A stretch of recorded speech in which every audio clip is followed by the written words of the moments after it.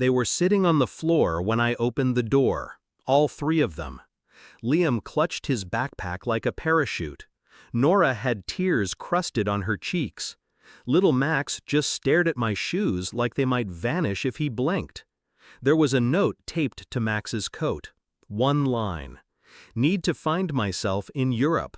Back in 2 weeks. Mel. 2 weeks. That was 5 months ago. I made spaghetti for dinner that night. Burned the sauce. Told them it was smoky on purpose. Told them it was an adventure. They smiled through it. They always do.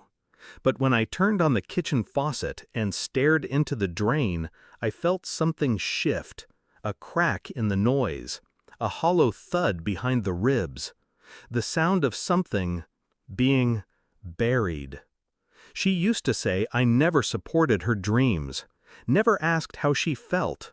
I asked. She just hated my answers. When the 3rd week passed, I called, straight to voicemail. Then a photo surfaced on Nora's iPad. Her mother, in Paris, wine in hand, kissing a man I'd never seen before, his hand on her thigh like he owned her. The kids didn't understand, not fully. They just kept asking when Mommy would finish her vacation. I told them soon, but something in my gut began scratching. She wasn't on vacation.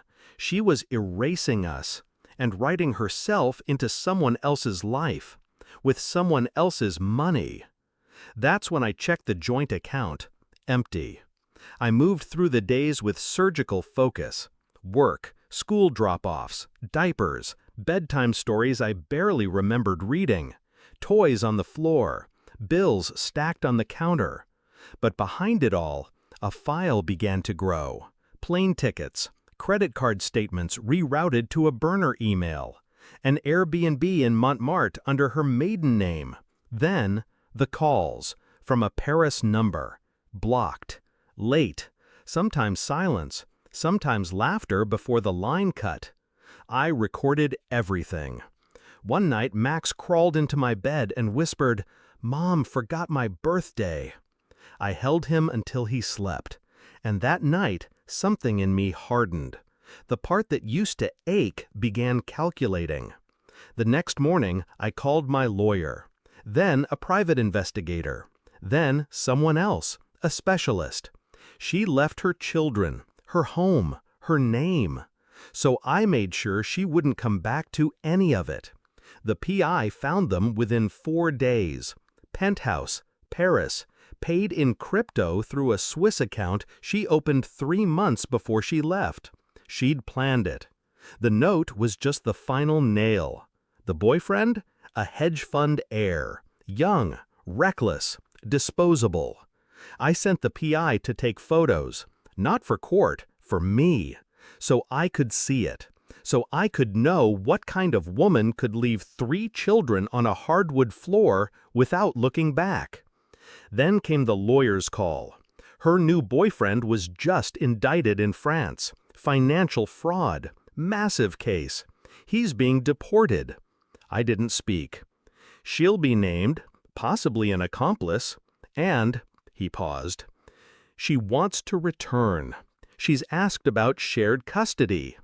I hung up without a word. The next morning, I delivered a package to her lawyer.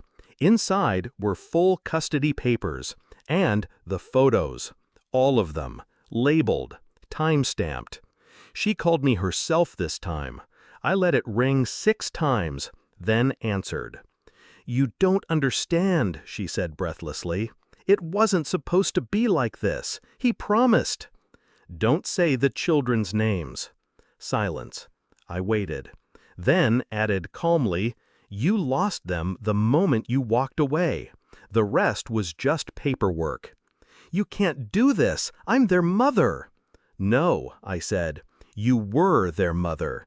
Now you're just a memory I won't fight." She broke. Said something about postpartum, about pressure, about needing space. I didn't respond. I just let her hear the sound of her own absence. Then I hung up. Tonight I read Max his favorite book. Nora brushed her own teeth without asking. Liam asked if I could come to his school play. I said I wouldn't miss it. The house is still cluttered, still loud, but the echo of her is gone. I didn't destroy her. She did that herself. All I did was build a world where she's no longer needed. And when she tries to crawl back in, she'll find the door locked, the key melted. Some people leave to find themselves. Others never existed to begin with.